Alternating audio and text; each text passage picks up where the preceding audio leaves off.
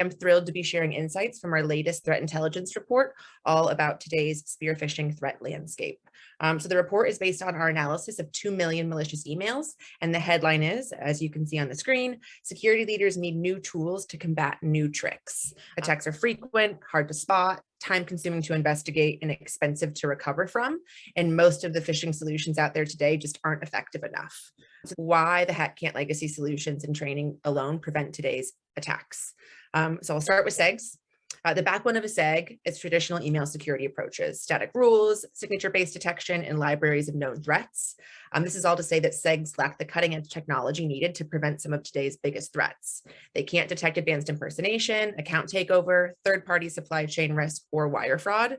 Today's spearfishing attacks are much more sophisticated than traditional spray and pray phishing attacks and rely on impersonation, a sense of urgency, and trust. It's all about the art of persuasion. So bad actors will research their target using open source intelligence, use language to pressure the target to act, and pretend to be a trusted person or brand. The language bad actors use to pressure their targets to act. This is a classic social engineering tactic, and for good reason. That's because when people are stressed, anxious, or distracted, they're more likely to make mistakes. Finally, the third tactic, pretending to be a trusted person or brand.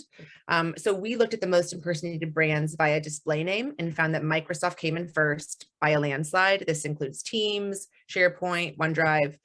This was followed by ADP, Amazon, Adobe Sign, and Zoom. So what do these spear phishing attacks actually look like? It's no secret that these phishing campaigns are created with one or more of the following end goals in mind, and those are obtaining credentials, initiating a wire transfer, or installing malware or ransomware.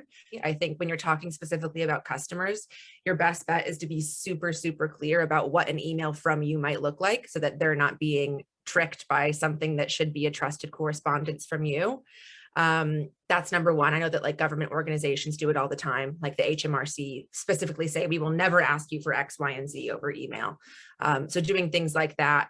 I'm not sure if you all saw recently, but I believe it was in Singapore, a research group found that AI writes better emails, phishing emails, than people, which means it takes no time at all. If an AI algorithm can churn out something, makes it the crafting of the attack easy. And then to like actually find who to target. You can either sit and like monitor news wires if you're targeting organizations, or if you're going the consumer route on the dark web, you can find lists of people who have been known to fall for phishing scams in the past and target them again. It's easier to craft an attack than to defend against them.